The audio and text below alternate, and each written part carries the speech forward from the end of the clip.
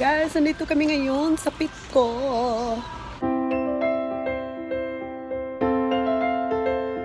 Bila namin ng pagkain si Liliput, no? Yung anak namin si Liliput.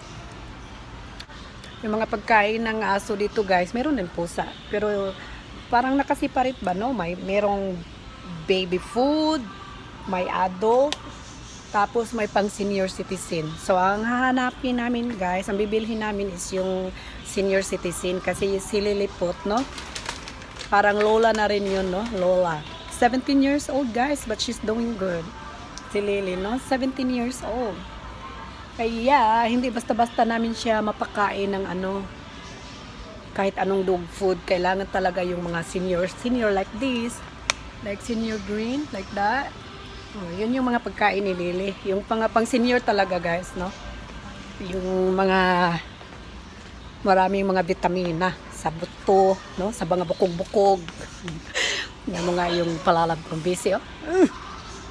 Yung kamot, amahan. Para sa anak, no? Ganyan talaga mga magulang. Libog na siya, guys. Sa ano yung pakaon. Yan na, kawa man dalahang putos.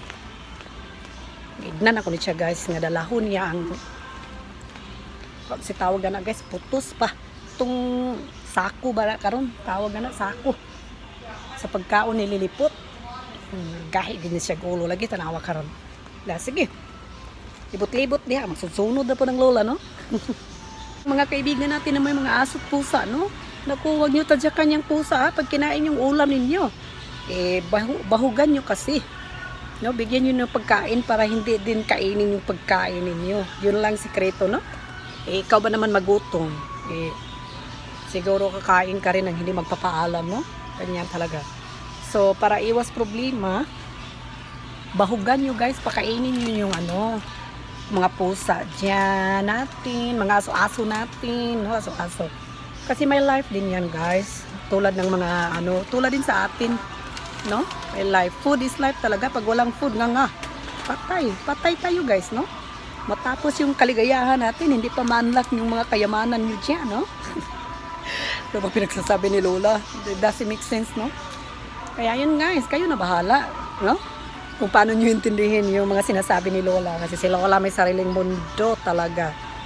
Kaya yung mga nakadikit sa akin, no? Pag hindi nyo maintindihan yung mga wordings ko, yung mga sinasabi ko, huwag nyo naman bawiin yung mga regalo ninyo. Maawa kayo. Maawa kayo ni Lola.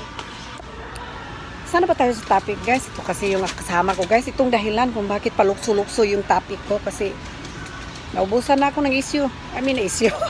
Naubusan na ako ng topic, guys. Paikot-ikot dito, no? Kahit ano na lang sinasabi ko. Pero yun nga, guys. Yung mga may aso dyan, may mga pusa, i-treat talaga natin, ano? Part sa family yan. Naalala ko dati, no? Ako din, ganyan din ako ka-bad dati. Yung pusa, guys, kinakain yung ano, ulam ko. Wala pa namang reservang ulam, Yun lang ulam ko, kinain pa. Ayun. Hinabol ko talaga ng ano ba yung tawag, yung lanot, yung silhig ba? Hinabol ko talaga nun. Buti na lang hindi naabutan, no? Kawawa naman kung naabutan. Bad pala yun, no? Dati kasi ano, parang hindi ako masyadong attached sa mga animals. Pero ngayon, iwan ko lang. Ganito talaga siguro ang buhay, no? Pag tumatanda tayo, naging ano din, ano ba tawag siya, naging mabuti din yung puso natin. Mabuti, tama ba yun? Yun ba, yung ibig ko sabihin ba, yung pag matigulang na taba, yung ang atong pagbati, no? Parang ano, ma-change siya. Parang sayo pa rin, no? Parang mali pa rin yung sinasabi ko. Ay, ibig ko sabihin, guys, shortcut na lang natin. Yung pag maging matanda tayo, maawain na tayo. Parang ganyan ba yun? Yun, hindi ko rin alam, no? Kung anong ibig ko sabihin. Parang ano ba, give love na lang yun. Give love, no?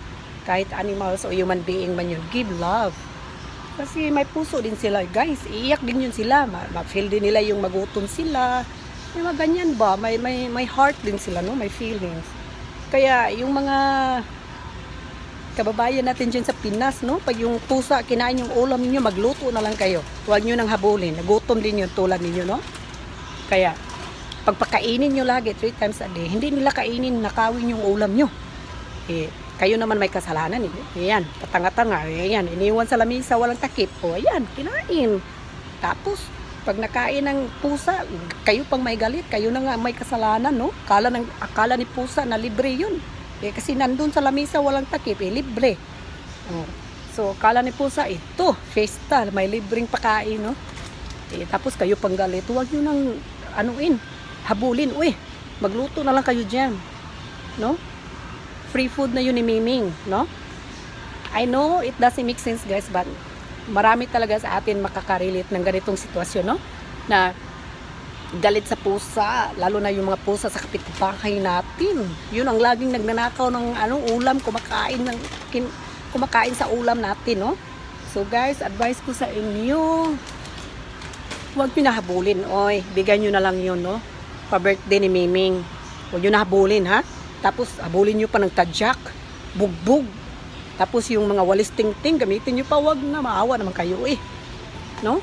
Walang alam si Miming, kasalanan nyo yan. Kaya magluto na lang kayo, no? Doon sa mga nagagalit, na kinain ni Miming ang pagkain, magluto kayo eh. Huwag kayong tatamad-tamad magluto. Kasalanan nyo rin yan, no? Iniwan nyo na walang takip. Kaya, sa isip ni Miming, libre yun. Pagkain, no? So, here we go, guys. Ewan ko lang, guys, kung bakit napunta sa yaw-yaw yung video ko. Dito kami sa pet store, bumibili sa pagkain ni Lily. Iwan ko lang kung paano napunta dun sa mga nakawan ng ulam, no? Yun sinasabi ko sa inyo, guys. Pag ako nagsalita na, may sariling mundo talaga. Kaya ihanda nyo na yung mga Google's Translate nyo dyan, ha? Kasi si Lola may paiba-ibang word na ako lang nakakaintindi. Tapos, pag i-google nyo, yan, mabait si Google. Bigyan din niya kayo ng meaning dyan, no? Ang problema, baka iba yung meaning. Ano pa ako? Ano pa tawag dyan? Mapatrouble pa, no? Guys, kanina pa ako nagsasalita dito, no? Nangangawit na tong kamay ko sa video. Pero itong amo ko, ayan, namroblema. Di kasi alam, yan. Tigas ang ulo. Kaminawa. We need to get something what? Too much protein.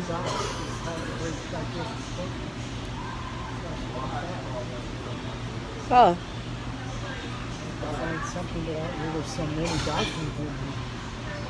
Gusto ko na pong din pagalitan, no? Pero wag na lang kasi mainit ng ulo ni Busing. Baka ako pa yung mabalikan niya, no? Mainit ng ulo kasi kanina pa ito paikot-ikot.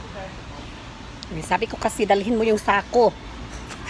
Hindi dinala. Kaya ayun. Yun na pala.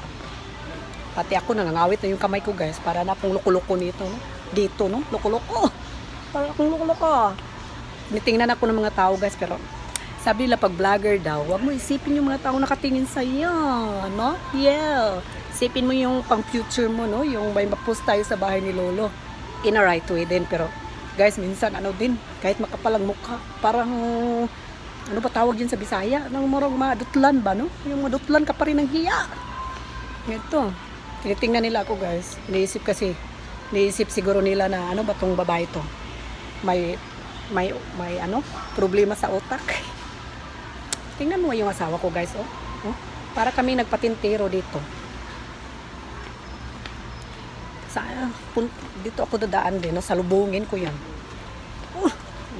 Malapit ako magalit, guys. Nangawit na yung kamay ko sa video, no? Ang video ko, ang haba-haba na, Pero pag pakinggan niyo parang, iwan ko lang, may naintindihan ba kayo, no? Pero okay na yun. Huwag nyo lang intindihan yung sinasabi ni Lola. Intindihin nyo na lang yung mga food na nakita ninyo, no? Yun lang. Kunwari tumitingin sa pagkain, pero nagbibideo lang pala. Yung ibang tao dito, guys, lalo na yung mga yung mga matatanda, hindi nila alam yung mga vlog, daw yung vlog, no? Kala nila kinakausap ko sarili ko. Yung amo ko, guys, ayan, sa dulo na naman. Kalukarits talaga. Ganito kalab ng mga tao, guys, ang mga animals. Tama ba yung grammar ko? Dito sa Amerika, guys, kahit saan naman, no? Kahit saang sulok sa mundo, no? Animals lover talaga, animals lovers. Pili-pili lang kayo, guys. Animal lovers, B animals lover, no? Kayo na bahala dyan, ha? Kasi hindi talaga alam ni Lola yung mga grammar. Nako! Uy, nawala. Nawala. Iniwanan ako. Dito naman, oh. So, guys, dito, mga animals lover talaga mga tao dito. Paano ba sabi? How do you say it? Animals lover? Animal lovers? Animal lovers, no? Tinagalog ko na naman yung asawa ko. Hindi pa naman makaintindi, no? Tadyakan talaga ako nito, guys. Seryoso pa naman kahanap, oh. Wala diha. Ang bitaw ko dalahang putos. Gahe jug ulo. So, dito, guys, animal lovers sa mga tao dito. Kaya, meron silang mga hospital sa animals. Kahit saan, no? Guys, and have a nice day sa inyong lahat. Bye-bye, mga kaibigan, mga kabisdak. Bye-bye.